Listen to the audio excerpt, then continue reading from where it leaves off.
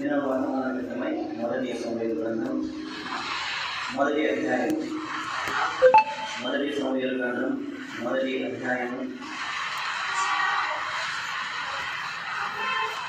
మొదటి సమూయేలు గ్రంథం మొదటి అధ్యాయము 15వ వచనాన్ని చదువుతున్నానండి. అన్న అది కాదు నా ఏలినవాడ, నేను మనోదుఃఖము వదలానై ఉన్నాను. నేను ద్రాక్షారసమునైనను మద్యమునైనను పానము చేయలేదు, కానీ నా ఆత్మను యెహోవా సన్నిధిని కుమ్మరించుకుంటున్నాను. మొదటి సమూయేలు గ్రంథంలో నుండి కొన్ని విషయాలు పోయిన వాళ్ళను నేర్చుకున్నాం, ఆరాధనకు సహాయకరంగా. ఈ దినం హెచ్చరిక వర్తమానంలో మొదటి సమూయేలు గ్రంథంలో ప్రాముఖ్యమైనటువంటి పాత్ర సమూయేలు గారి జీవితంలో నుండి కొన్ని అంశాలను నేర్చుకోవడానికి ప్రయత్నించారు. మొదటిగా గమనించాల్సింది, ఈ సమూయేలు గ్రంథం మొదటి అధ్యాయంలో ఒక కుటుంబాన్ని గమనిస్తాం. ఎల్కానా అనేటువంటి వ్యక్తి యొక్క కుటుంబం. ఎవరి కుటుంబం అండి? ఎల్కానా గారి యొక్క కుటుంబం. ఈయనకు హన్నా పెనిన్నా అనేటువంటి ఇద్దరు భార్యలు ఉన్నారు. అయితే హన్నా పెనిన్నాకు సంతానం కలిగింది, హన్నాకు సంతానం కలుగలేదు. ఈ కారణం చేత హన్నా అనేటువంటి ఈమె చాలా బాధపడుతూ ఉన్నది. అనేక సంవత్సరాలుగా సంతానం కొరకు తాను చాలా వేదనతో ఉన్నది. సరే, ఈ పరిస్థితిని అలా పక్కన, ఈ కుటుంబము ప్రతి సంవత్సరము కూడా దేవుని మందిరానికి, షిలోహులో ఉన్నటువంటి దేవుని మందిరానికి వెళ్ళేవాడు. దేవుని మందిరానికి ప్రతి సంవత్సరం వెళ్తూ వస్తూ ఉన్నారు. అయితే ఈ మందిరం యొక్క పరిస్థితి అంత బాగోలేదు. దేవుని మందిరమే, కానీ మందిరం యొక్క పరిస్థితి బాగోలేదు. కారణం ఏంటి అంటే, ఏలీ అనేటువంటి ఒక యాజకుడు ఉన్నాడు. ఆయన భక్తిపరుడుగా ఉన్నాడు. అయితే అతని కుమారుల వలన ఆ మందిరంలోని ఆత్మీయత చెడిపోయింది. ఏలి బాగానే ఉన్నాడు, కానీ ఏలి కుమారుల ఫలితంగా ఆ ప్రాంతంలో ఆ మందిరంలోని ఆత్మీయత చెడిపోయింది. ఈ కుమారులు యాజకుని యొక్క కుమారులే, కానీ వీళ్ళలో ఆత్మీయత అనేది లేదు. వీరి ద్వారా చాలా నీచ కార్యాలు ఆ మందిరంలో జరుగుతూ ఉంది. తద్వారా జరిగింది ఏంటి అంటే, దేవుని మందిరం యొక్క ప్రభావము సన్నగిలుతూ వస్తుంది. విషయాలు ఏమనుకుంటారంటే, అరే దేవుని మందిరం పోతే మనకు ఆత్మీయత రావాలి, కానీ అక్కడికి వెళ్తే చాలా ఇబ్బందులు ఎదుర్కొంటున్నాం, అక్కడికి వెళ్తే ఆత్మీయత రావట్లేదు అనే ఉద్దేశంతో చాలా మంది దేవుని మందిరానికి రావడం కూడా మానేసినటువంటి పరిస్థితులు. వచ్చే వాళ్ళు కూడా సరైన ఆత్మీయ స్థితి లేకుండానే సంఘానికి వస్తున్నటువంటి, మందిరానికి వస్తున్నటువంటి కాలం. ఎలాంటి కాలం అంటే, తాగుబోతులు కూడా మందిరంలోకి తాగి వచ్చేవారు. తాగుబోతులు తాగి మందిరానికి వస్తే యాజకుడు వాళ్ళని కనుగొని వాళ్ళని మందరించి పంపించారు. ఇటువంటి పరిస్థితిని దృష్టిలో ఉంచుకొని ఇప్పుడు మనం నేర్చుకోబోయేటువంటి అంశాల వైపు మనం ముందుకు వెళ్దాం. హన్నాకు సంతానం లేదు కాబట్టి ఒకనొక సందర్భంలో తను ఏం చేసిందంటే, మందిరానికి ప్రతి సంవత్సరం వచ్చిపోతుంది కదా కుటుంబం, ఈ సంవత్సరం కూడా మందిరానికి వచ్చారు. వచ్చిన తర్వాత హన్నా గారు దేవుని సన్నిధిలోకి వెళ్ళి మనోవేదనతో ప్రార్థన చేస్తూ గడుపుతుంది. ఈ ప్రార్థన ఎలాంటిది అన్నది మన అంశం. మొదటిది హృదయపూర్వక ప్రార్థన. 10వ వచనం నుంచి చదువుతున్నాను, వినండి. బహు దుఃఖాక్రాంతురాలై వచ్చి యెహోవా సన్నిధిని ప్రార్థన చేయుచు బహుగా ఏడ్చుచు, సైన్యముల అధిపతి యెహోవా, నీ సేవకురాలనైన నాకు కలిగి ఉన్న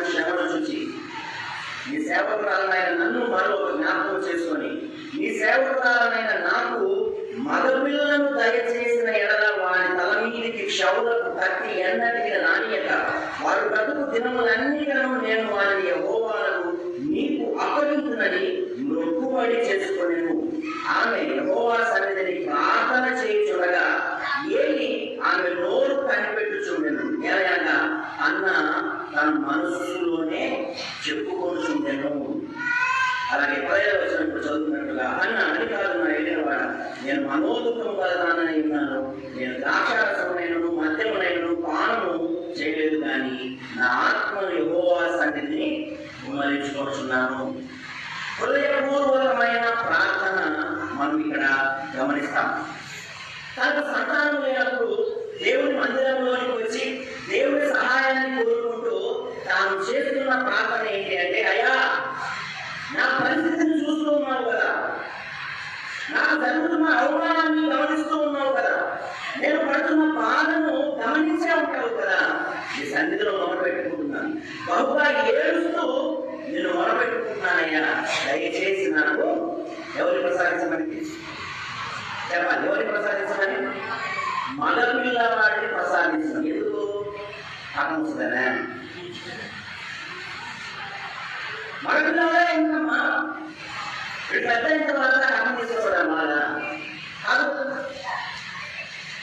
మగపిల్లవాడినే ఎందుకు ఇక్కడ కోరుకుంటారంటే, ప్రతి సంవత్సరం తాను వచ్చిపోతూ ఉన్నది మందిరానికి అక్కడ గమనించింది ఏంటి అంటే, ఏలీ కుమారుల యొక్క భ్రష్టత్వం, ఏలీ కుమారుల ద్వారా ఆ మందిరం యొక్క ప్రతిష్ట దిగజారిపోవడము గమనించినటువంటి అన్న ఏమంటుందంటే, నాకేదైనా కొడుకు పుడితే దేవుడికి ప్రతిష్ట చేసేస్తా,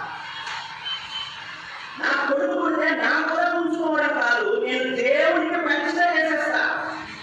ఏలీ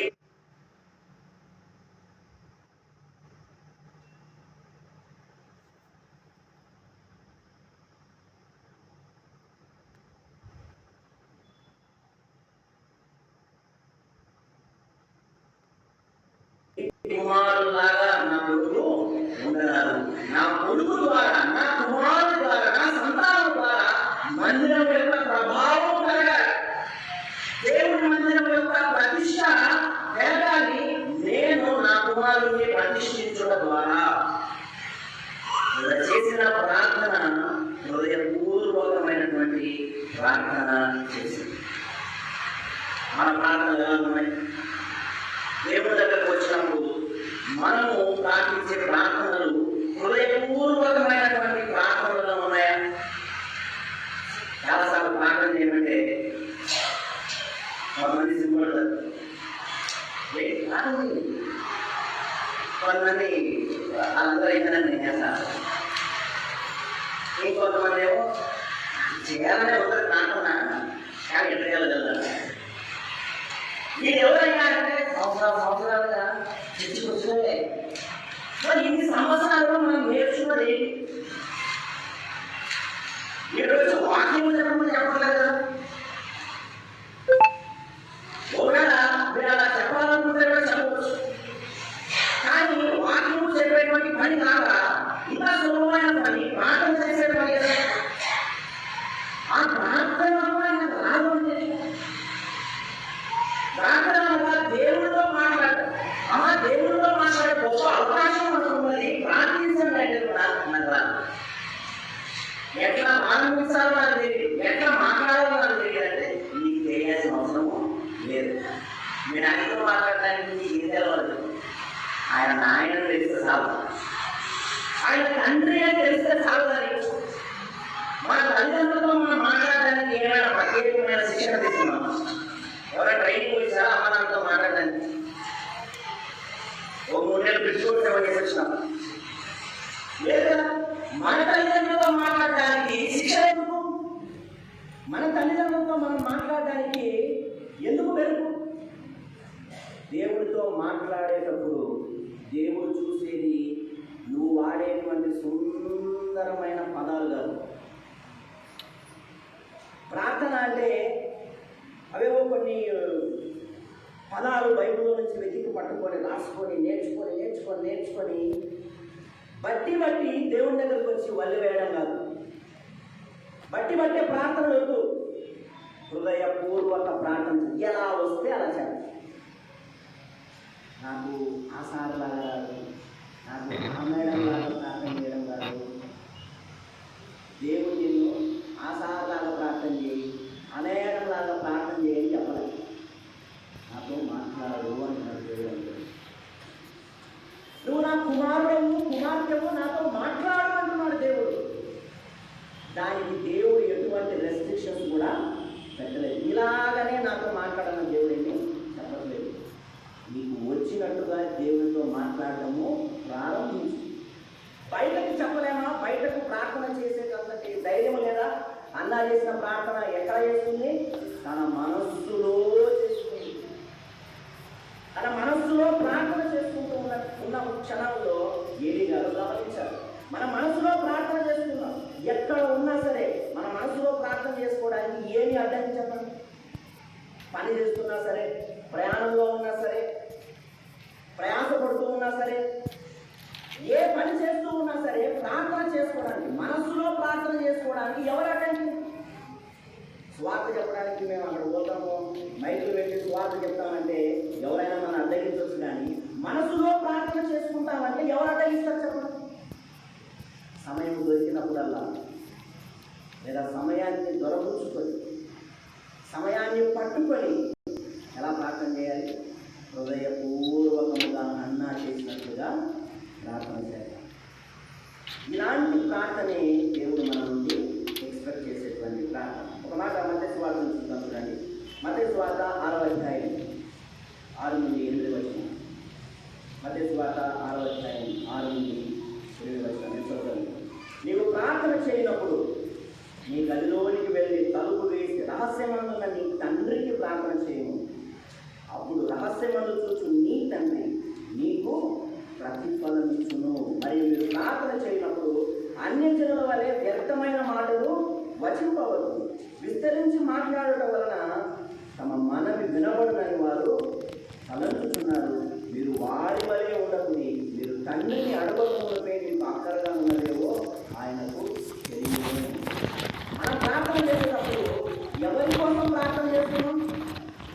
పాఠశాలైనాలని, పాఠమైనాలని, లేకపోతే నాకు తోటి విశ్వాసులు విని అప్పుకోవాలి, బాగా ప్రార్థన చేసుకోవాలి, బాగా ప్రార్థన చేస్తున్నాడు అబ్బా అనిపించుకోవాలని. ప్రార్థన చేసేటప్పుడు రహస్యమని చూసి తండ్రికి మనం రహస్యంగా ప్రార్థన చేయాలి. అప్పుడు మాత్రమే దానికి తగిన ప్రతిఫలం దేవుడు ఇచ్చేవారుగా ఉన్నారు. అన్యజనుల వలె ప్రార్థన చేయగలరు అంటే ఎవరి మెప్పు కోసమో, ఎవరో మనల్ని ఆత్మీయతకి ఎంత బాగుంటుందా అని అనిపించుకోవాలని ప్రార్థన చేయాల్సిన అవసరమేమి లేదు. మీ ఆత్మీయ స్థితి ఎలా ఉన్నా సరే, మీ ఆత్మీయ స్థితి బట్టి మీరు దేవునికి ప్రార్థన రహస్యమందు చేయాలి. కానీ మనల్ని ఎవరో మెచ్చుకోవాలని మనము ప్రార్థన చేయాలి. రహస్యమందు తండ్రికి గదిలోకి వెళ్ళి తలుపు వేసి ప్రార్థన చేసేటువంటి అనుభవాన్ని ఎంతమంది కలిగి మనసులో ప్రార్థన చేసేటువంటి అనుభవం. సరే, మనకంటే ఒక సపరేట్ ప్రేయర్ కాదు, లేదా ప్రేయర్ ఉండకపోవచ్చు, దానికన్నా మిన్న మన మనసే. మరి మనసులో ప్రార్థన చేసుకునేటువంటి అనుభవము, రహస్యమందు చూచు తండ్రి మనకు ప్రతిఫలమిస్తారనేటువంటి ఆలోచన చేత హృదయపూర్వకంగా ఆయనకు ప్రార్థన చేసే అనుభవము మనం కూడా సంపాదించుకున్నాం. ఎన్నాళ్ళైంది కంటిన్యూస్ ప్రేయర్స్ చేసి, ఎన్నాళ్ళైంది ప్రార్థనలో ఎడతెగక ప్రార్థన చేసి, నువ్వు చేసేవాళ్ళు నువ్వు చేసేదాన్ని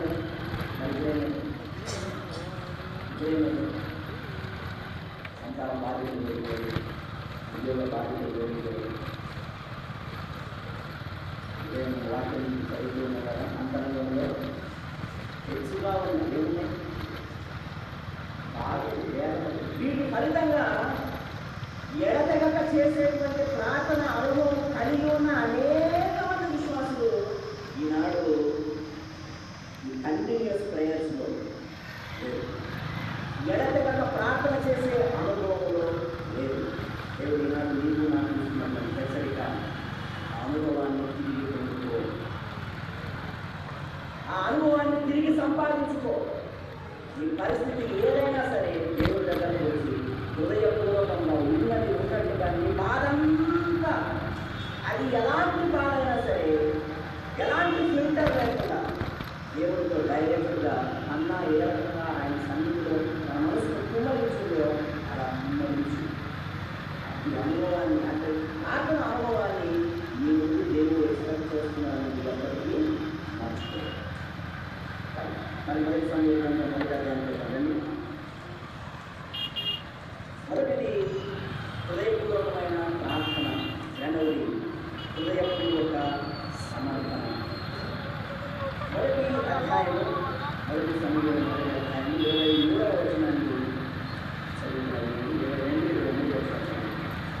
అయితే అన్న, బిడ్డ పాలు నుంచి వరకు నేను రాను, వాడి యెహోవా సన్నిధిని అడ్డుపడి తిరిగి రాక అక్కడనే ఉన్నట్టుగా నేను దాన్ని తీసుకొని వస్తున్నాను నా తెలుగులో చెప్పి వెళ్ళగలిగిందని. కాబట్టి ఆమె తెలుగు నేను వెళ్తాను.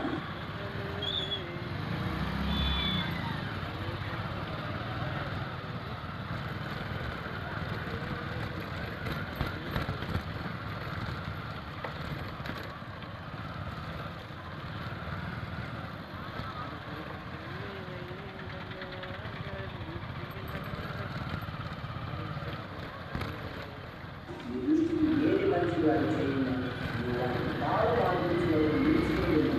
ఒకవేళ తన వాక్యం స్థిరపరచుగా కానీ ఆమె కాగా ఆమె అక్కడనే తన కుమారుని పాలు వాంఛించి వరకు అతన్ని పెంచుచుండెను. రెండవ మాట హృదయపూర్వక సమర్పణ. అన్న పిల్లలు లేని సందర్భంలో హృదయపూర్వకంగా ప్రార్థన చేస్తే, అయ్యా ఇది నా పరిస్థితి, నీవు నా పరిస్థితికి సమాధానాన్ని కలుగజేయు, నీవు నాకున్నటువంటి దౌర్భాగ్యమైనటువంటి పరిస్థితి నుండి నాకు విడుదల కలుగజేయి, నాకు ఒక మగపిల్లవాడిని ప్రసాదించండి అని అడిగింది. మగపిల్లవాడిని ప్రసాదించమని ఆయన కోరిన కోరికను దేవుడు తీర్చి తనకు మగపిల్లవాడిని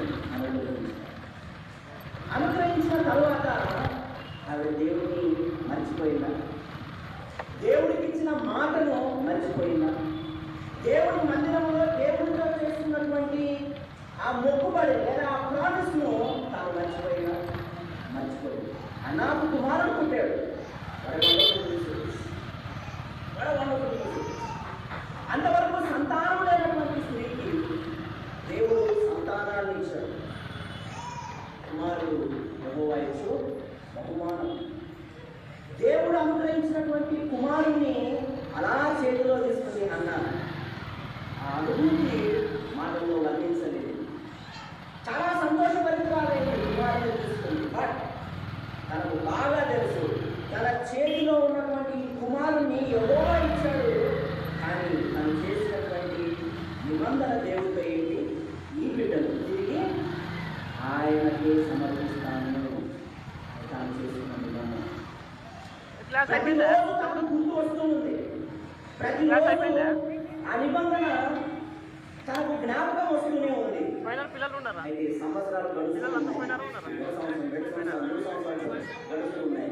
ఈ కుటుంబానికి అలవాటు ప్రతి సంవత్సరం మందిరానికి వెళ్ళినారు. సో ఇప్పుడు ఎలా వచ్చి అన్న మరి ప్రతి సంవత్సరం వెళ్తున్నాం కదా మందిరానికి, పోదాం కదా ఈసారి నేను రాను అండి. ఏం చెప్పింది, నేను మందిరానికి రాను అన్నది. ఎందుకన్నది, పోతే ఆడ బిడ్డని ఇచ్చేయాలేమో అని కాదు.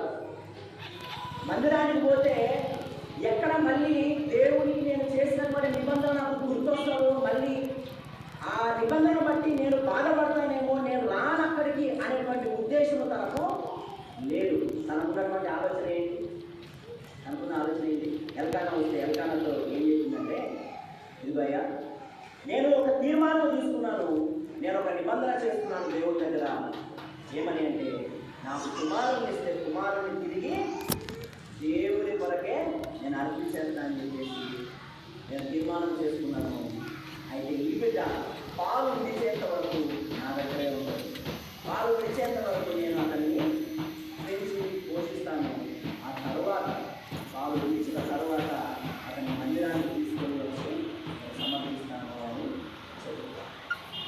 అంటే తాను హృదయపూర్వకంగా సమర్పించుకున్నది.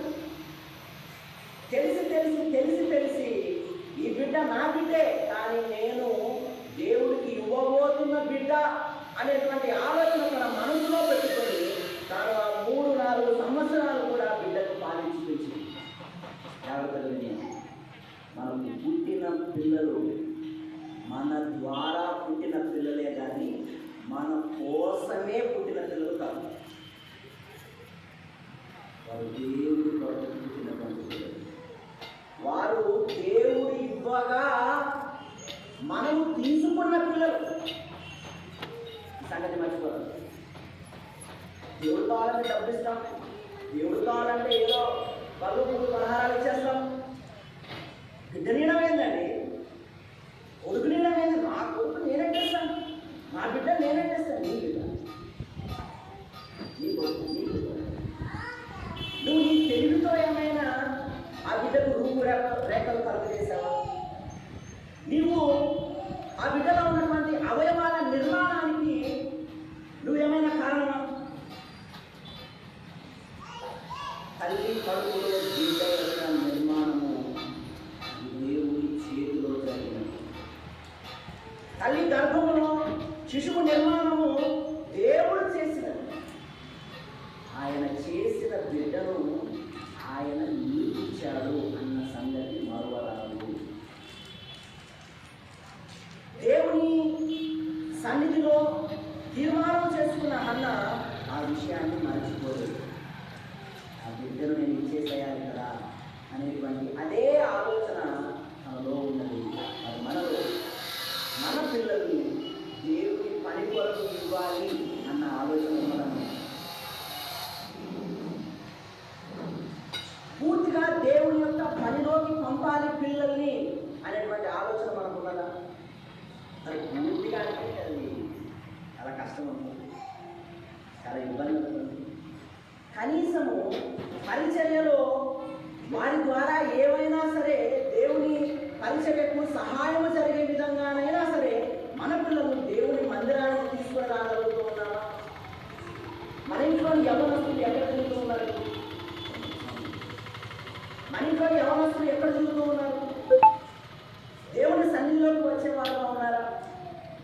ఒక వండర్ఫుల్ సెంటెన్స్ మనం ఇప్పుడు చదవబోతూ ఉన్నాం. ఒకసారి గమనిద్దాం. చూడండి, 24 వరకు చదువుతున్నా. అక్కడే పాలు మాన్పించిన తరువాత అతడు ఇంకా చిన్నవాడై ఉండగా ఆమె ఆ పాలును ఎత్తుకొని 3 కోడలను, తూమెడు పిండిని, ద్రాక్షారసం బుద్ధిని తీసుకొని షిలోహులోని మందిరమునకు వచ్చెను. ఇప్పుడు మందిరానికి వచ్చేసింది. ఆ అబ్బాయి పాలు విడిచేశాడు, ఇప్పుడు మందిరానికి వచ్చేసింది. వచ్చి ఏం చేసిందో చూడండి. వారు ఒక కోడెను వధించి పిల్లవాడిని ఏలి యొద్దకు తీసుకొని వచ్చినప్పుడు ఆమె అతనితో ఇట్లనే, నా ఏలినవాడా, నా ఏలిన వాడి ప్రాణముతోడు నీ యొద్ద నిలిచి యెహోవాను ప్రార్థన చేసిన స్త్రీని నేనే. ఈ బిడ్డను దయచేయమని యెహోవాతో నేను చేసిన మనవిని ఆయన నాకు అనుగ్రహించను. కాబట్టి నేను ఆ బిడ్డను యెహోవాకు ప్రతిష్ఠించుచున్నాను. తాను బ్రతుకు దినములన్నిటను వాడు యెహోవాకు ప్రతిష్ఠితుడని చెప్పాను. అన్న తన మాట మీద నిలబడింది. దేవుని మందిరానికి వచ్చింది. బాబు పాలు విడిచిన తర్వాత మందిరానికి తీసుకొని వచ్చి ఏలి గారితో మాట్లాడి, ఇదిగో నా బిడ్డ, నిబంధన ద్వారా పుట్టినటువంటి బిడ్డ, నేను చేసిన నిబంధన ప్రకారం దేవుడికి నేను ప్రతిష్ఠించేస్తున్నా, సమర్పించేస్తున్నా అని వచ్చి తన మాటలు తాను నిలబెట్టుకుంది. ఎంత సమర్పణ లేకపోతే ఒక చిన్న బిడ్డను దేవుడికి సమర్పించేస్తాం. ఎంత సమర్పణ ఉండాలి!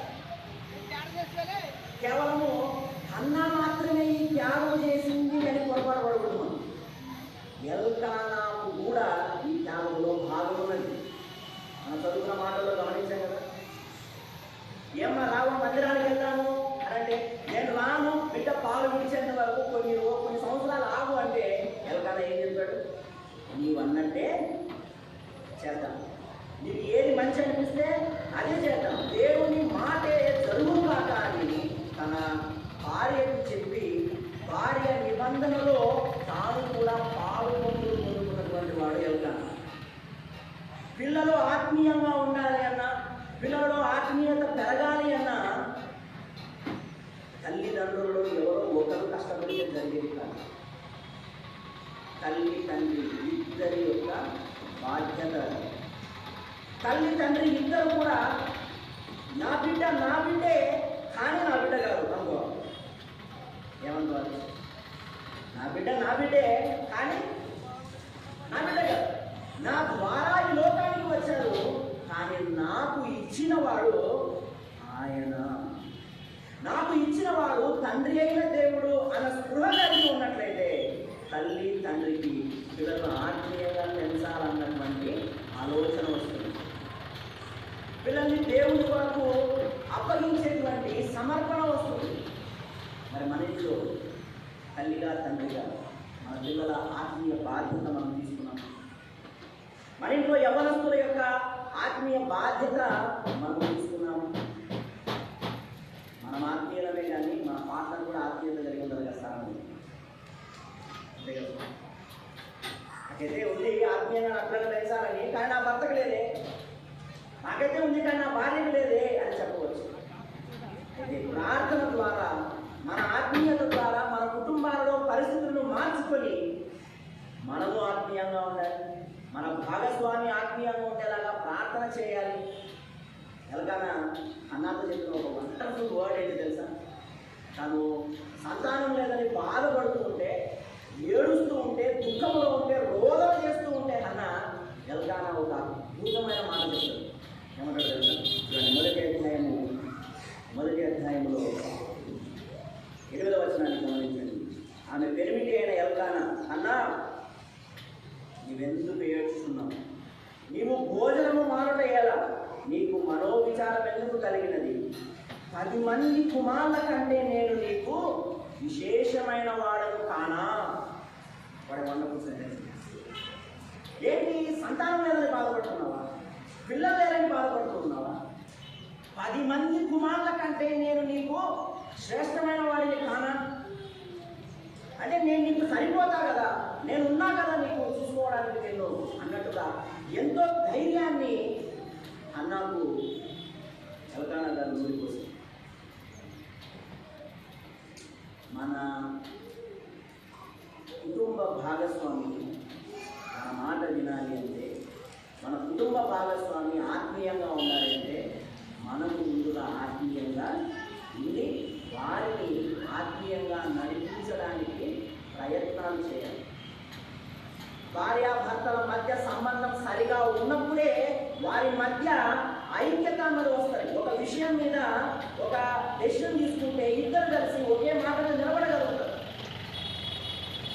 మరి అట్టి ఆత్మీయమైనటువంటి తల్లిదండ్రులుగా భార్యాభర్తలుగా మనము ఉండడానికి మనం ఎంత ప్రయాసపడతాం. ముందు కోరుకోవడం కాదు, మా ఆయన బాగుంటే బాగుండు, మా ఆయన ఆత్మీయంగా ఉంటే బాగుండు, మా ఆయన ఆత్మీయంగా ఉంటే బాగుండు, బాగుండు బాగుండు బాగుండు బాగుండు అనుకుంటూనే ఉన్నాము. కానీ వారి ఆత్మీయంగా ఉండడానికి మనం ఏం చేసాము? వారితో మంచి మాట్లాడుతున్నాము. వారి మనం ఇబ్బంది పెడుతున్నప్పుడు కాస్త ఓపికతో వారు పెడుతున్న ఇబ్బందిని సహిస్తూ వారిని ఆత్మీయంగా నడిపించడానికి ప్రయత్నం చేస్తున్నారు. వారు మన మాట వినాలి అని అంటే ముందుగా మనము వారితో సఖ్యతను కలిగి ఉండాలి.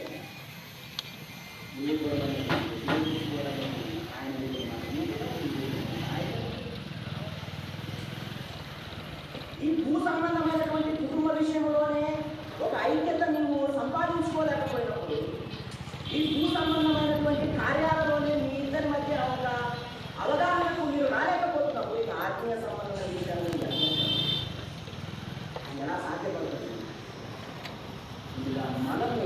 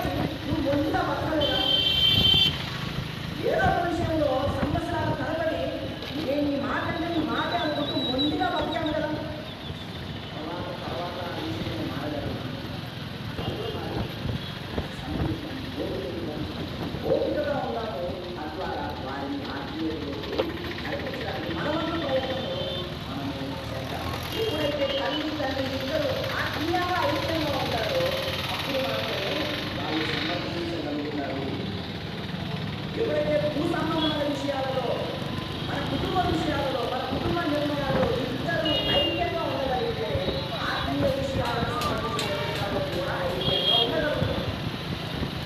కనీసం ఎవరికైనా అన్న యొక్క దాంపత్య జీవితంలో అన్నకు ఎవరికైనా సరిపోతారు, ఎవరికైనా అన్న వారిద్దరూ చక్కని జంట అనిపిస్తారు. ఆమె ఎవరికైనా అడగకుండానే అన్నగారు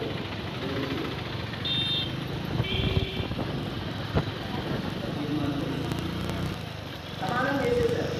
ఇలా సమానం వేసాను అని నేను వచ్చి చెప్తే నాకు నరకం వారు ఇంకో నా కాదా గొడవ పెడతారు. తర్వాత వాళ్ళ ఇద్దరు వాళ్ళ నిర్ణయానికి వచ్చారు.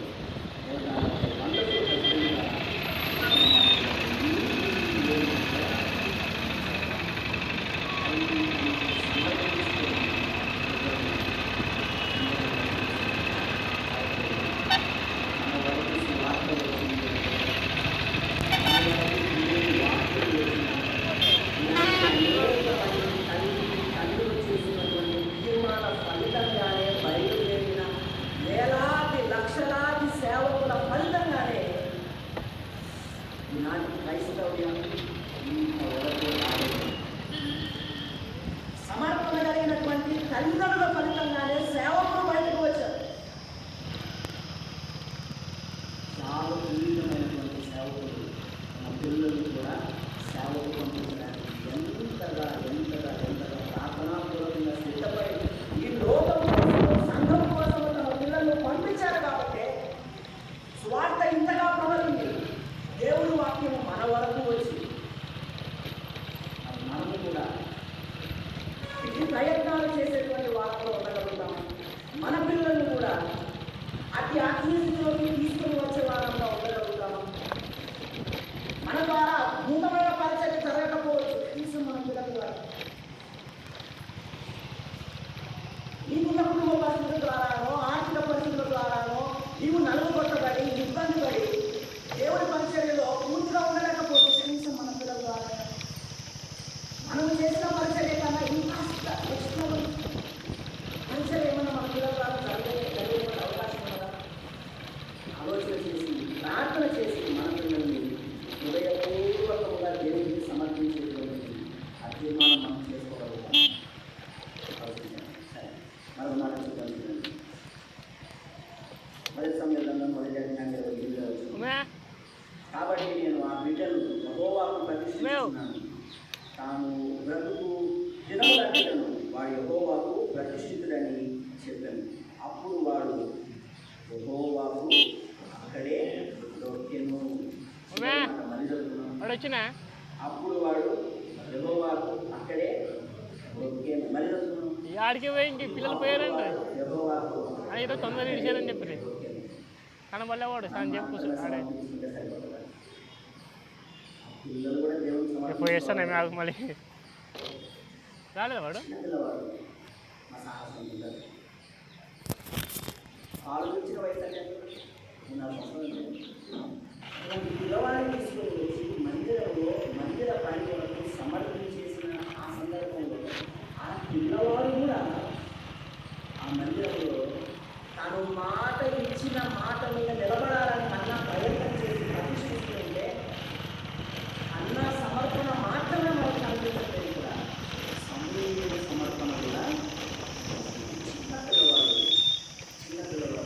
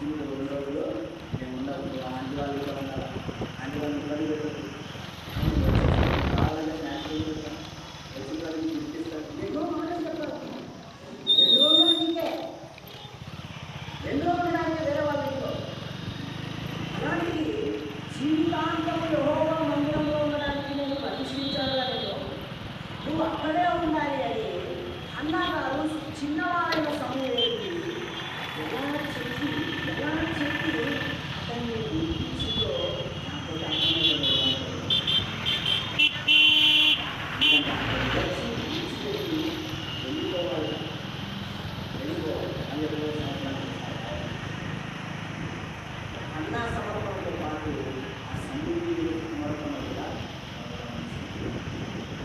మనవరకైతే మనము ఆత్మీయంగా పిల్లలు పెరగడానికి, దీని ద్వారా సంఘానికి ఆత్మీయంగా మేలు కలగడానికి మనవంతుగా మనము సమర్పణ చేసుకొని వారి కోసం ప్రార్థన చేసి వారిని సిద్ధపరిచి మందిరం వరకు తీసుకొని రాగలుగుతాం. కానీ వచ్చిన తర్వాత సమర్పించుకోవాల్సింది ఎవరు? అతడే, ఆమె, వారే సమర్పించుకోవాలి. అలా ఏమి పక్షంలో జరిగే ప్రమాదం లేదు. ఏది యాజకుడు యాజకత్వం వీరికి కూడా వస్తుంది. అయితే ఆ యాజకత్వం పట్ల వీరికి సమర్పణ లేదు కాబట్టి ఏమి కుమారుల ద్వారా జరిగేది ఏంటంటే నష్టత్వం, వారి ద్వారా మందిరం చెడిపోవడానికి కారణం. మాట చూడండి, 2వ అధ్యాయంలో మాట చూడండి, 3వ అధ్యాయం 13వ వచనం.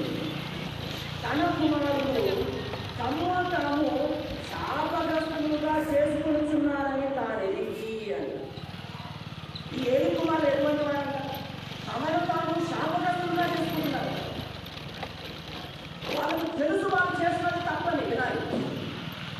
ఏడు కుమారులేని అమాయకులు కావాలి. ఏడు కుమారులేని 37 పెట్టు పరమైనటువంటి అమాయకులే కాదు. ఇలా ధైర్యం ఏంటో తెలుసా? వాళ్ళు చేసినటువంటి తప్పులు వారికి బాగా తెలుసు. కానీ 2 సార్లు తిరుగుతున్నాను.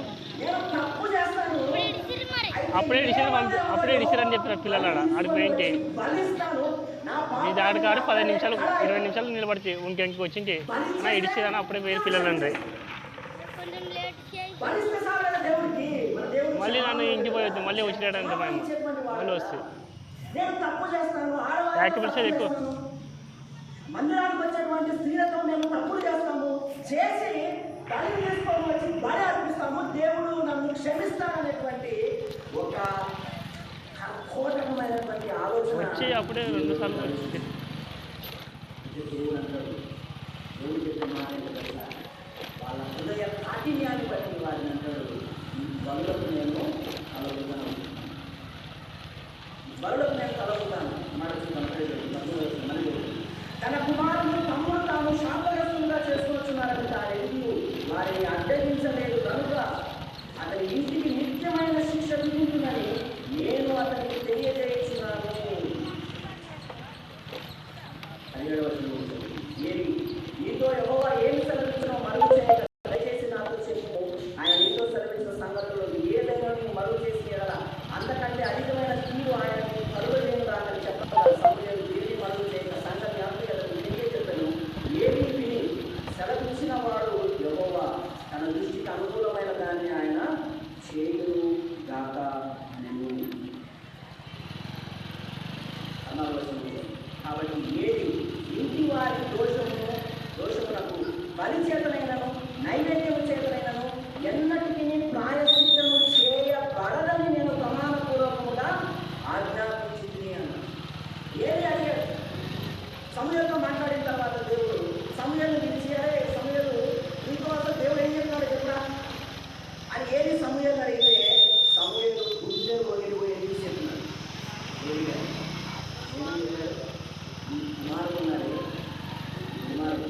వారు చేస్తున్నటువంటి దుష్టమైన పని నిమిత్తము ఎప్పుడైనా కానీ ఇట్లేదా చక్కగా ఒక శిక్షను నేను ఇట్లా బండి వేసుకొని వస్తాను. కాబట్టి ఏది తన బండి అక్కడనే తీసుకొస్తాను అనుకున్నాను. వారి ఇంట్లో జరుగుతున్నటువంటి ఆ కార్యానికి, మందిరంలో వారు చేస్తున్న దుష్టత్వానికి దేవుడు చెప్తున్న మాట, బలి చేతనైనను నైవేద్యము చేతనైనను ఎన్నటికీ ప్రాయశ్చిత్తము చేయబడదు అనుకుంటున్నారేమో. సైకిల్ కూడా ఇట్లే తక్కువ. దేవుడు ఏం ఈ లైన్లోనే తక్కువ ఉంది, ఈ లైన్ చేసేది చేస్తాను, నా పాపాన్ని నేను విచ్చలవిడిగా చేస్తూ ఉంటాను. లేదా పొద్దున ఓకే నేను ఇష్టం వచ్చినట్టుగా నా ఇచ్చానుసరించి నేను ప్రవర్తిస్తాను. దేవుడి దగ్గరికి వచ్చి ఏది పొద్దున ఓకే మెల్ల ఆలోచన ఏంటి సర్కిల్ ఉండదు కదా, ఏంత దొబ్బుకొని పో బండి దాటిన వరకు సైకిల్. తెలిసి దేవుణ్ణి మోసగించేటువంటి ఆలోచన తీరులో వెళ్ళి పాపము చేస్తూ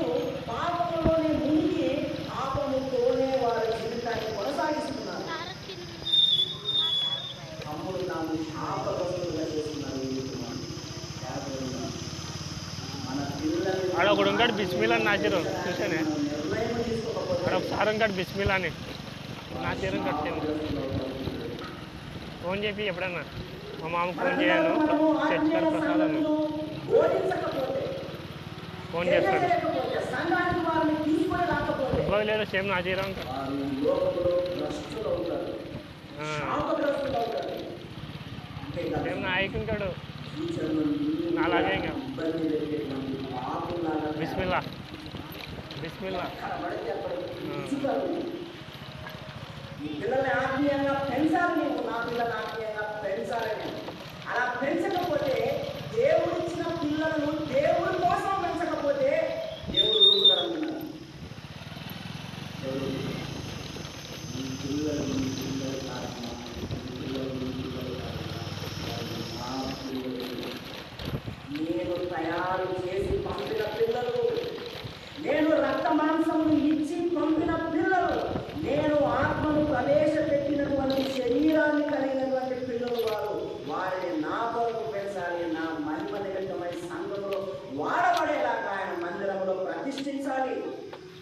నీవు సమర్పణ చేసుకోవాలి, అతను సమర్పణ చేసుకోవాలి, ఆమె సమర్పణ చేసుకోవాలి. ఇది సమర్పణ జీవితం లేకపోతే మన కుమారులు చెడిపోతారు, కుమార్తెలు చెడిపోతారు. ఈరోజు ఉదయమే లేవగానే వాట్సాప్ న్యూస్ చూశాను. దాంట్లో ఉన్న మాట ఏంటంటే, ఒక పిల్లవాడు 10వ తరగతి చదువుతున్నటువంటి పిల్లగాడు డ్రగ్స్ని సప్లై చేసేటువంటి ఏజెంట్ అయ్యాడు. 10th class.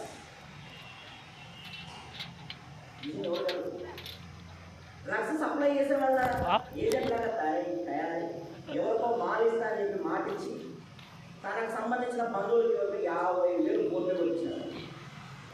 తర్వాత మాల్ దొరకలేదు, మరి ఏం జరిగిందో తెలియదు. ఆ 50,000 మళ్ళీ తిరిగి మాకు ఇచ్చేసేయండి అని చెప్పి ఆ పార్టీ వచ్చారు. ఎందుకంటే మాకు అందలేదు కాబట్టి, నువ్వు ఇప్పించలేదు కాబట్టి నువ్వు మాకు మళ్ళీ 50,000 అంటే వీడు కాస్త దురుసుగా ప్రవర్తించాడు. మరి కిడ్నాప్ చేసేసి లోపల పెట్టేసి ₹1,00,000 ఇస్తే కానీ వీడిని వదలమని చెప్పి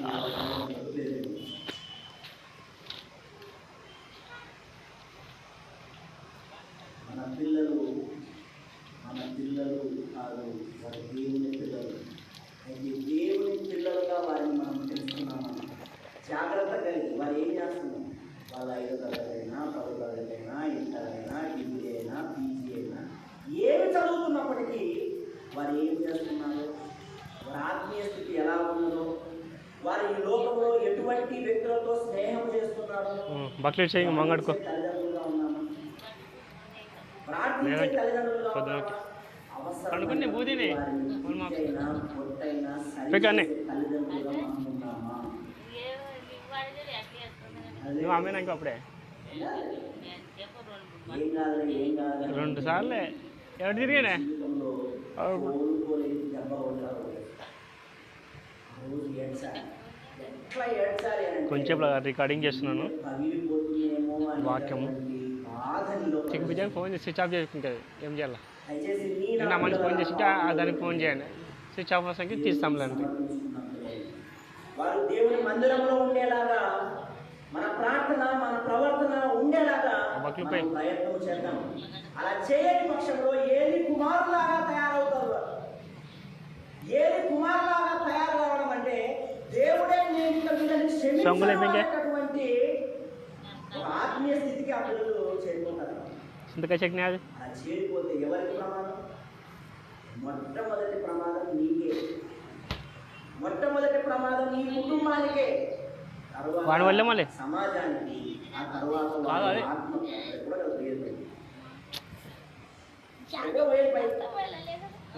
నీ వల్ల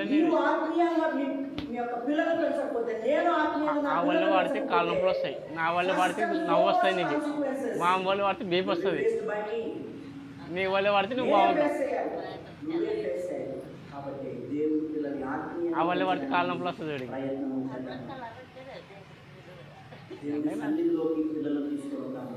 బాగా సబ్బు ఎక్కువ ఎందుకో స్నానం చేసుకోడు. మీ అమ్మ ఏ సగం దగ్గర సమర్పించుకోవాలి. సమూయేలు ఆ రకంగా సమర్పించుకున్నాడు అనడానికి ఆధారాన్ని మనం కొన్ని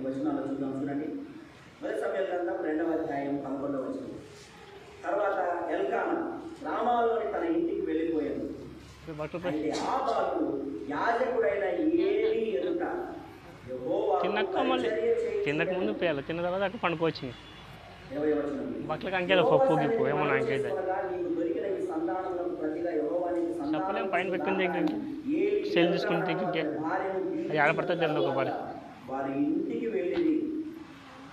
యెహోవా అన్నాను దర్శింపగా ఆమె గర్భవతి 3 కుమారులను 2 కుమార్తెలను కనెను. అయితే బాలుడకు సమూయేలు యెహోవా సన్నిధిని ఉండి ఎదుగుచుండెను.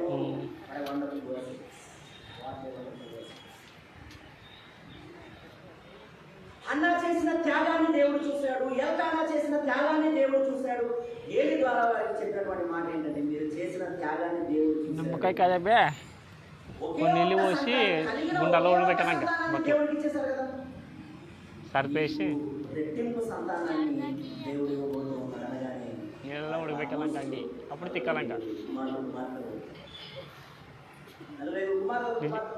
అయితే అక్కడ ఏమని కానీ మార్కులు ఎక్కువ నీళ్ళు పోసి ఉడికేయాలి బాగా బట్టలు తర్వాత తీసి బట్టలు యెహోవా సన్నిధిని ఉండి ఏం చేస్తున్నాడు ఆయన? ఎదుగుచున్నాడు. మరి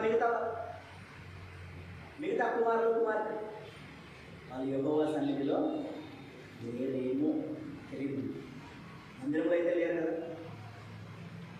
సమూయేలు మాత్రము దేవుని సన్నిధిలో ఎదుగుచున్నాడు. మన పిల్లలు ఎక్కడ ఎదగాలి, మనం ఎక్కడ ఎదగాలి అంటే దేవుని సన్నిధిలో ఎదగాలి.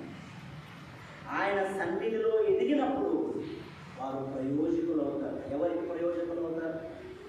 మన కుటుంబానికి ప్రయోజకులు అవుతారు, సమాజానికి ప్రయోజకులు అవుతారు, మన సంఘానికి, సార్వత్రిక సంఘానికి, దేవునికి కూడా వారు ప్రయోజకులుగా తీర్చబడతారు. సమర్పణ చేసుకోవాలి. నెక్స్ట్ స్టెప్ ఎవరు చేసుకోవాలి? మనం ఎవరినైతే సమర్పిస్తున్నామో నీళ్ళు తెచ్చిపెట్టు అది తెచ్చిపెట్టు గుండాలు తెచ్చిపెట్టు దేవునికి సమర్పణ చేసుకోవాలి.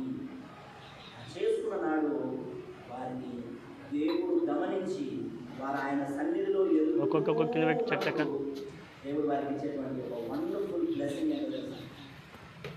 3వ అధ్యాయాన్ని చదువుతాను. 3వ అధ్యాయం కొన్ని మాటలు చదువుతాను.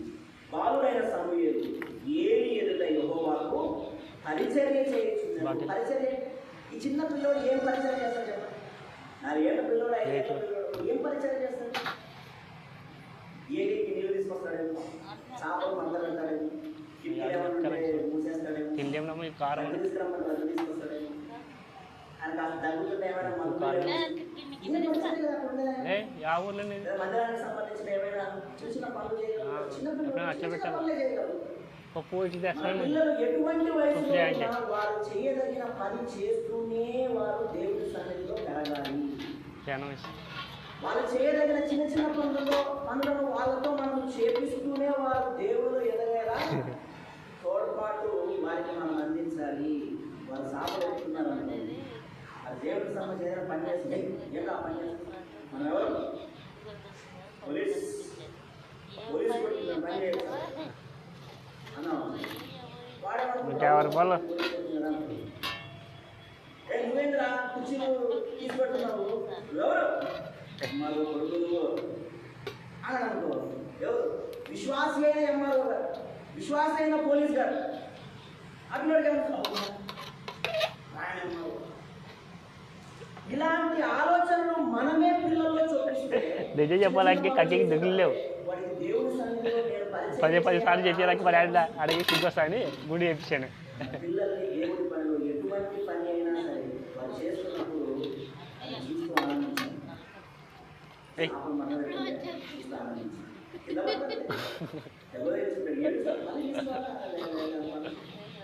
మళ్ళీ కింది పడతారు, మళ్ళీ వాటిని చేసుకుంటారు. వారిని చూస్తూ ఆనందించాలి.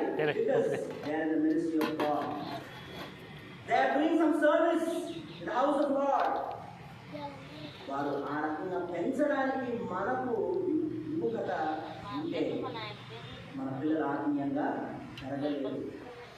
అయితే మన పిల్లలు దేవుని సంఘంలో, మందిరంలో పరిచర్య చేస్తూ ఉంటూ పెరిగితే వచ్చేటువంటి బ్లెస్సింగ్ ఆ తర్వాత వచనం చదువుతున్నా, ఆ తర్వాత మాట చదువుతున్నా. ఆ దినములలో యెహోవా వాక్కు ప్రత్యక్షమగుట అరుదు, ప్రత్యక్షము తరచుగా తటస్థించుట లేదు. అంటే దేవుడు తరచుగా తటస్థించట్లేదు, ఎవరు కనబడలేదు, ఎవరితో మాట్లాడలేడు తరచుగా. ఆ కాలం ముందు ఏలి కన్నులు మందదృష్టి గలవైనందున అతడు చూడలేక తన స్థలమందు పండుకొని ఉండగాను. దీపము ఆరిపోకముందు సమయలు దేవుని మందసమున్న యెహోవా మందిరములో పండుకొని ఉండగాను యెహోవా సమూయేలును పిలిచెను. యెహోవా సమూయేలును పిలిచెను. మరి యెహోవా సమూయేలును పిలిచెను. ఎక్కడ ఉన్నప్పుడు పిలిచాడు? నువ్వు ఎక్కడ తల్లి, నువ్వు 2 రోజులు నువ్వు పోతావు మళ్ళీ చిక్కులు దేవుని మందిరంలో పండుకుని ఉన్నప్పుడే సపరించి పిలుపు. నా పిల్లోడు మంచి సేవలు కావాలి అని వాడు మన తెచ్చుకోవాలి. ఎట్లయితే సేవ? మా పిల్లోడు మంచి ఆత్మీయత రావాలి అని వాడు కాలం చేసుకోవాలి. ఎట్లయితే మంచి ఆత్మీయత ఎలా వస్తుంది? అబ్బాయి అతను మందిరంలోనే ఉన్నాడు కాబట్టే దేవుడు ఏం చేశాడు? యెహోవా సమూయేలును పిలిచాడు. పిలిచిన తర్వాత జరిగిన సంఘటన కూడా మనం ఎదుగుతుంది. అతను ఏలి దగ్గర ఏలి అన్నాడు, నేను కాదని నేను పిలిచింది. అలా 2-3 సార్లు జరిగిన తర్వాత చివరిగా ఏలికి అర్థమైంది, సమూయేలును పిలిచింది ఎవరు? సాక్షాత్తు దేవుడే. ఏలీకి కూడా లేని భాగ్యం, యాజకుడైన ఏలీకి కూడా లేని భాగ్యం, దేవుని యొక్క మాటను నేరుగా వినే భాగ్యం ఏలీకి కూడా లేదు. అటువంటి భాగ్యాన్ని సొంతం చేసుకున్నాడు సమూయేలు. మనకు కూడా సాధ్యపడని దేవుని ఆశీర్వాదాలు మన పిల్లలు పొందుకునేటువంటి అవకాశం మెండుగా ఉన్నదని ఈ దృష్టాంతం జరిగిన సంఘటన ద్వారా నమ్ముదాం. నాకు చేత కావట్లేదు దేవుని మాట వినడం, నాకు చేతనైతే లేదు దేవుని యొక్క మాటను నేరుగా వినేటువంటి భాగ్యం నాకు లేదు, పరిచయం చేసేటువంటి శక్తి నాకు లేదు. నా పిల్లలకు ఫ్యూచర్లో అటువంటి స్థితి వచ్చేలాగా నేనేమైనా కష్టపడగలనా, నేనేమైనా చేయగలనా అని మనం ఆలోచన చేయొచ్చు కదా. అలా జరగాలని ప్రార్థన చేయొచ్చు కదా. అలా జరిగేలా మన పిల్లల్ని ప్రోత్సహించవచ్చు కదా. అలా జరిగేలా మన పిల్లల్ని దేవుడి సన్నిధిలో పెంచడానికి మనం ప్రయత్నం చేయొచ్చు కదా. చేసినట్లయితే ఏలి వినలేని దేవుని స్వరాన్ని సమూయేలు, బాలుడైన సమూయేలు విన్నాడు. బాలుడైన సమూయేలు విన్నాడు. మన ద్వారా జరగని గొప్ప కార్యాలను దేవుడు మన పిల్లల ద్వారా జరిగిస్తాడేమో. అది ఆయన సంకల్పంలో ఉంటే, ఆయన చిత్తంలో మన పిల్లలను సంఘంలో ఏ పాత్రగా వాడాలని ఆయన ఇష్టపడతాడో ఆ పాత్రగా దేవుడు మలుచుకుంటాడు. దేవుడికి వదిలేయండి. మనము దేవుడికి డిక్టేట్ చేయడు. నా పిల్లోని అట్లా చేయను, నా పిల్లోని అట్లా చేయను, దేవుడికి ఏం చెప్పకండి. మనము వారిని దేవుడి సన్నిధిలో పెట్టి, దేవా నీ ఇష్టం, పరిచర్యలో మాత్రం వాడు ఉండేలా చూసుకుంటావు. వాడిని నువ్వు వాక్యం చెప్పే సేవకుడిగా చేస్తావు, పాటలు పాడే గాయకుడిగా చేస్తావు, లేకపోతే పరిచర్య చేసే విధంగా మారుస్తావు, లేకపోతే సంఘంలో ఏ రకంగానైనా సరే పరిచర్య అభివృద్ధి కోసం కృషి చేసే వ్యక్తిగా నువ్వు మరుస్తావు. ఏమైనా చేస్తావు అండి. ఆమెను ఇక్కడ నీకు సమర్పిస్తున్నాను. దేవుడిని వదిలిపెట్టి మన పిల్లలు ప్రయోజకులుగా తీర్చిదిద్దే బాధ్యత ఎవరు తీసుకుంటారు? దేవుడే తీసుకుంటారు. సమూయేలును దేవుడు పిలిచాడు. దేవుడు సమూయేలును పిలిచిన తర్వాత సమూయేలు యొక్క రెస్పాన్స్ ఎలా ఉంది చూద్దాం. 3వ అధ్యాయం 10వ వచనం. తర్వాత యెహోవా ప్రత్యక్షమై నిలిచి ఆ రీతిగా సమూయేలు సమూయేలు అని పిలవగా, సమూయేలు నీ దాసుడు ఆలకించుచున్నాడు, ఆజ్ఞ ఇమ్మను. మొదటి మాట హృదయపూర్వక ప్రార్థన, 2వ మాట హృదయపూర్వక సమర్పణ, 3వ మాట హృదయపూర్వక విధేయత. ఏలి గారు చెప్పారు, ఇదిగో దేవుడు పిలుస్తున్నట్టుగా ఉన్నాడు అని అనుకొని, ఈసారి కనుక పిలిస్తే ఇదిగో నీ దాసుడు నీ మాట వినడానికి సిద్ధంగా ఉన్నాడు, సెలవిమ్ము అని దేవుడితో చెప్పు అని చెప్పగానే అలాగే దేవుడు పిలిచినప్పుడు తను మాట్లాడాడు. తర్వాత సమూయేలు యొక్క ఆత్మీయ స్థితిని చూసుకుంటే అంచెలంచెలుగా జ్ఞానం ఉన్నవానికి బైక్ మార్కులు ఎక్కువ తక్కువ ఎంతో వస్తుంది. ఎత్తుకు బైక్ మార్కులు ఎదిగిపోయాడు. వచ్చేవానికి బుక్ జ్ఞానం ఏమి ఎక్కదు మైండ్కి. న్యాయాధిపతిగా తయారయ్యాడు, యాజకుడిగా తయారయ్యాడు. చివరిగా ఇశ్రాయేలు దేశానికి రాజును వెతికి రాజును అభిషేకించేటువంటి ఒక ఉన్నతమైన స్థానానికి సమూయేలు గారు ఎదిగారు. ఆ సమాజం మొత్తానికి కూడా ఒక ఆదర్శవంతమైనటువంటి ప్రవక్తగా సమూయేలు గారు మిగిలిపోయారు. ఆదర్శవంతమైన యాజకుడిగా మిగిలిపోయాడు. ఆదర్శవంతమైన న్యాయాధిపతిగా మిగిలిపోయాడు. మన పిల్లలను దేవుడి చేతికి అప్పగిస్తే ఆయన వారిని ఎలా మలుచుకోవాలనుకుంటే అలా మలుచుకొని వారిని సంఘానికి ఆశీర్వాదకరంగా, ఈ కుటుంబానికి ఆశీర్వాదకరంగా ఆయన మలచగల సమర్థుడు అన్న సంగతి సమూయేలు జీవితం ద్వారా నేను తెలుసుకోవాలి. సమూయేలు హృదయపూర్వకంగా విధేయత చూపాడు. తద్వారాని అది ఎవరిది ఆశలు, మా ఫ్రెండ్ది ఆశలు. ఎందుకంటే ఇంతగా ఆ పాపడే ఆశలు మా ఫ్రెండ్ పిల్లలు పెంచాలి, దేవుడికి సమర్పించాలి, హృదయపూర్వకంగా సమర్పించాలి. ఎందుకు ఇన్ని మాటలు, ఎందుకు ఇంతగా మనం ఆలోచన చేస్తున్నాం దేవుడి గురించి అంటే కారణం ఏంటి? ఆ కారణం హెబ్రీయులకు రాసిన పత్రిక 1వ అధ్యాయం 1వ వచనం. హెబ్రీయులకు రాసిన పత్రిక 1వ అధ్యాయం 1వ వచనం.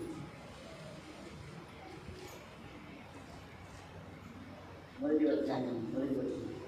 పూర్వకాలమందు నానా సమయములను నానా విధములుగాను ప్రవక్తల ద్వారా మన పితరులతో మాట్లాడిన దేవుడు ఈ దినముల అంతమందు కుమారుని ద్వారా మనతో మాట్లాడాడు. ఆయన ఆ కుమారుని సమస్తమునకు వారసునిగా నియమించను. ఆయన ద్వారా ప్రపంచములను నిర్మించను అని. పూర్వము ప్రవక్తల ద్వారా మాట్లాడిన దేవుడు ఎవరి ద్వారా మాట్లాడుతున్నాడు? ప్రభువైన యేసుక్రీస్తు ద్వారా. ఆయన ఇచ్చిన వాక్యము ద్వారా ఆయన మనతో మాట్లాడుతున్నాడు. దేవుడు ప్రత్యక్షంగా మాట్లాడట్లేదు కాబట్టి వాక్యము ద్వారా మాట్లాడేటువంటి ఆ కాలంలో మనం ఉన్నాం కాబట్టి ఈ వాక్యాన్ని చెప్పేవారు వాక్య వ్యాప్తి తగ్గిపోతుంది. వాక్య వ్యాప్తి తగ్గిపోతే దేవుడి యొక్క రెండవ రాకడ ఆలస్యమవుతుంది. వాక్య వ్యాప్తి పెరగాలి, సువార్త వ్యాప్తి పెరగాలి. అలా పెరిగినప్పుడే ఒకనొక రోజు ప్రభువైన యేసుక్రీస్తు రెండవ రాకడలో మధ్యాకాశానికి రాబోతుంది. ఆయన పనిలో భాగంగానే మన సమర్పణ అన్నది పనికొస్తుంది. మనం చేసుకునే ఈ సమర్పణ, మనం చేసుకునేటువంటి ఈ నిర్ణయాలు దేవుని యొక్క ప్రణాళికకు డైరెక్ట్గా కనెక్షన్ ఉన్నాయి. మనము తీసుకునే ఈ నిర్ణయాలకు దేవుని యొక్క ప్రణాళికకు నేరుగా కనెక్షన్ ఉంది. కాబట్టి మంచి నిర్ణయం తీసుకొని మన పిల్లలను దేవుని సన్నిధిలో తీసుకుంటాం. మంచి నిర్ణయం తీసుకొని మనము మన కుటుంబాలు దేవుని సన్నిధిలోకి రావడానికి మనము ప్రయత్నం. ఇదంతా కూడా ఎందుకు చేసుకున్నామంటే ప్రభువైన యేసుక్రీస్తు అనేటువంటి వ్యక్తి మనందరి కొరకు, ఆయన ఎంతో ఉన్నతుడైనా సరే, ఆయన ఉన్నటువంటి స్థానము అత్యున్నత స్థానమైనా సరే, ఆయన మనకు రక్షణ ఇవ్వడానికి ఆయన తన తండ్రికి విధేయత చూపి లోకానికి మామూలు మనిషిగా దిగి వచ్చాడు. విధేయత అన్నది మన పిల్లలకి నేర్పించాలి, మనము నేర్చుకోవాలి. ఎవరిని చూసి? హృదయపూర్వకంగా మనం విధేయత చూపాలి. సరే, ఎవరిని చూసి అంటే ప్రభువైన యేసుక్రీస్తుని చూసి. తండ్రికి విధేయుడైన యేసుక్రీస్తు, తండ్రి మాట వినిన యేసుక్రీస్తు, తండ్రి ప్రణాళికకు సహాయం చేయాలనుకున్న యేసుక్రీస్తు ఈ లోకానికి దిగి వచ్చి తన కార్యాన్ని ముగించుకొని తిరిగి పైకి వెళ్ళిపోయాడు. దేవుడిని వచ్చినటువంటి మనము, దేవుడిని వచ్చినటువంటి మన పిల్లలు యేసుక్రీస్తు వలె మనము కూడా తండ్రి అయిన దేవునికి విధేయత చూపి, తండ్రి అయిన దేవుని యొక్క చిత్త ప్రకారం చేసి, తండ్రి అయిన దేవుని యొక్క ప్రణాళికలో ఒక భాగమై మనం ఈ లోకాన్ని విడిచి పైకి వెళ్ళిపోతే ఆ జీవితం ఎంత అద్భుతమైన జీవితమో ఒకసారి ఆలోచన చేసుకున్నాం. అది గ్లోరియస్ లైఫ్ మనదైతే ఎంత అద్భుతంగా ఉంటుంది. అది వండర్ఫుల్ ఎక్స్పీరియన్స్. మనదైతే ఎంత బాగుంటుంది. సమూయేలు గారిని దేవుడు హెచ్చించి రాజుని అభిషేకించేటువంటి ఆ స్థానానికి తీసుకొని వెళ్ళాడు. మనల్ని మన సమర్పణను బట్టి, మన విధేయతను బట్టి, మన ప్రార్థనను బట్టి దేవుడు ఎక్కడ తీసుకుపోతాడు? మనల్ని నేరుగా పరలోక రాజ్యానికి తీసుకుంటాడు. అది గొప్ప ధన్యత దేవుడు ఇస్తూ ఉండగా జీవితాలు మన యొక్క పిల్లలను దేవుడి సన్నిధిలో సమర్పించుకోవాలి. మన స్థితిలో ఏమైనా, మన స్థితిగతులు ఏవైనా సరే దేవుడి పరిచర్యలో ఎంతో కొంత మనము పాత్రను పోషించలేము. మన పిల్లల చేత సంఘానికి, సమాజానికి ఉపయోగపడేటువంటి పనిలో మనం కూడా ఒక ఆయుధంగా వాడబడలేము. ఆలోచన చేసుకున్నాం.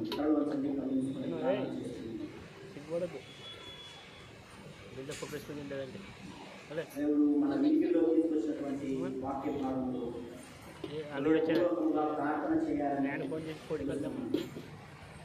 ప్రార్థించడానికి సిద్ధంగా ఉన్నాం. ప్రార్థన శక్తిని గ్రహించి ప్రార్థన ద్వారా అద్భుతాలు జీవితాలు రిసీవ్ చేసుకోవడానికి వచ్చినట్లుగానే ప్రార్థన చేద్దాం. ప్రార్థనలో ఎదుగుదాం. హృదయపూర్వకంగా ప్రార్థన చేసే అనుభవం నాకు ఇందుదేవా దేవుని అడుగుతాను. అన్న ఎల్కానా ఇద్దరు కూడా కుమారుని సమర్పించారు.